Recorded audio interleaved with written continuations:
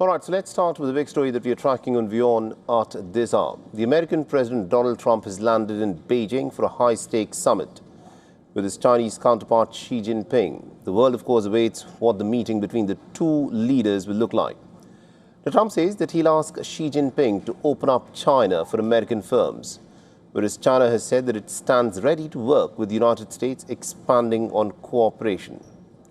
Upon Trump's arrival in Beijing, the Chinese children dressed in blue and white uniforms waved American and Chinese flags.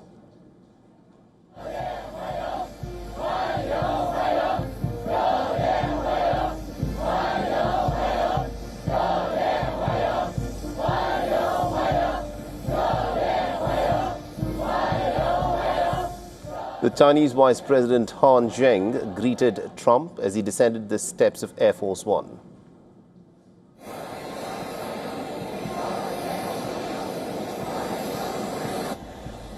Now, this is Donald Trump's first visit to China since 2017 and the first in-person meeting with the Chinese president in over 6 months. The United States and China have long sought to stabilize their ties as the two countries are facing growing tensions over trade, technology, Taiwan and the Iran war.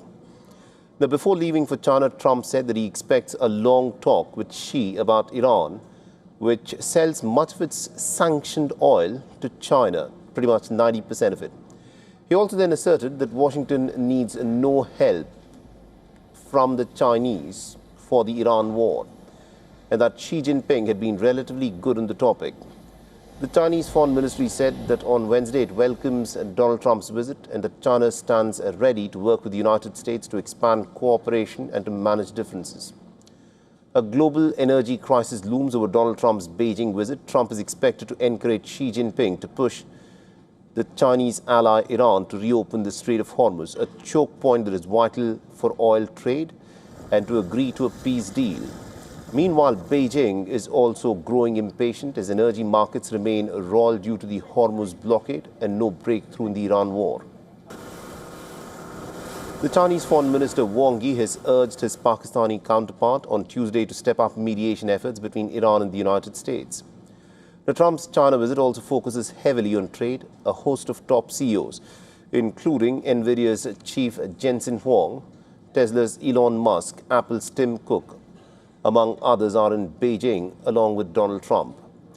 Now, ahead of the major summit in Beijing, Donald Trump has also announced that he plans to discuss the U.S. arms sales to Taiwan with the Chinese president, and this move marks a departure from the long-standing U.S. policy of not consulting Beijing on defense support for Taiwan that is aimed at de-escalating tensions while navigating economic ties.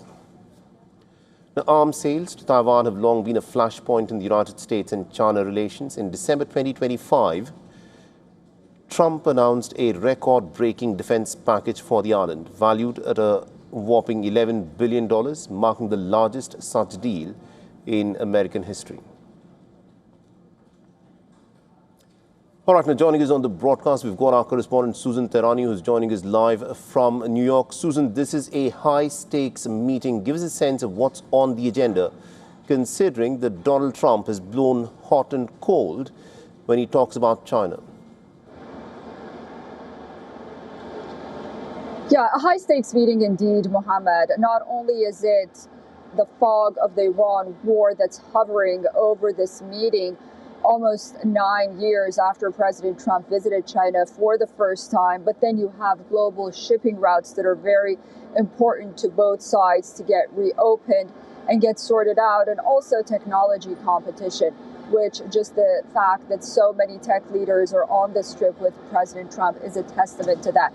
You outlined very well what's at stake. Of course, trade talks are high on the agenda on the part of Washington, but for China, it's very important that the issue of Strait of Hormuz gets resolved because, as you mentioned, China is Iran's biggest oil customer, and ultimately this energy instability is affecting it. One important point is the issue of rare earth minerals that hasn't been discussed widely. China is dominant in certain rare earth minerals. And rare earth minerals, of course, are very important not only for the AI age that both sides are looking very closely at, but the technological advances that the United States has been taking. So while the United States is ahead in those technology aspects like semiconductors and whatnot, China really holds this monopoly and dominance on certain rare earth minerals that the United States needs. I think that's sort of an important nugget that's going to be very visible in these trade talks. But nonetheless, observers, analysts, and those watching this trip very closely are managing expectations.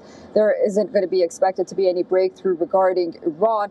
One, because not only the president said that he doesn't need China's help, although he would be welcome to it. But secondly, many believe that, ultimately, while China is very heavily, deeply invested in Iran economically, it's hard to imagine how much sway it has on the IRGC leadership right now. Interesting. Now, this visit by Donald Trump to China is being seen as some kind of a charm offensive by Donald Trump. He's accompanied by the who's who of the American business leadership. Elon Musk, Jensen Huang, and the likes are all accompanying Donald Trump. Now, Trump wants to turn America back into a major manufacturing hub. This is a position that China currently holds. It is the manufacturing hub of the world. So what sort of a business equation is Donald Trump really looking for while dealing with Xi Jinping? So the president really is going there hoping to have a rebalancing of the economy, of trade ties. China holds a trade surplus against the United States. We have many Chinese products being imported here, really flooding the market, but it doesn't go the other way around.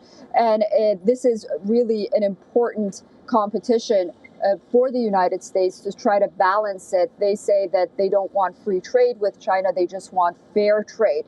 And the job losses as a result of this for everyday Americans has really been noteworthy. And then you have the purchase of American agricultural goods. American farmers are going to be watching this trip very closely, hoping that with the rise of diesel prices, soybean farmers, for example, hope that China will be a bigger purchaser of soybean as well. And, bringing key manufacturing back to the United States has been on the agenda for the Trump administration. But with the existence of China, and again, flooding the markets with so many things from cars to other things, it's really been a challenge just throughout the years for the U.S. Now, whether or not China will agree to this, it has in the past, but it hasn't really delivered to that extent. But also you have to take a look at where China stands right now. It does look like it's powerful from the outside. It definitely has a lot of leverage when it comes to the rare earth minerals, as I mentioned, but also robotics and batteries as well. China has a slowing growing economy right now. It has youth unemployment, weak consumer spending, and then pressure on its energy supplies because of the Strait of Hormuz. So it sort of doesn't have much option. It's export economy and import into foreign countries. It's the only way it can keep its economy afloat. So where they try to find that balance, I think it'll be interesting to watch. Indeed. Thank you, Susan Tehrani, for joining us with those updates. This is going to be an interesting meeting between Donald Trump and Xi Jinping, and we'll, of course, continue tracking the developments there.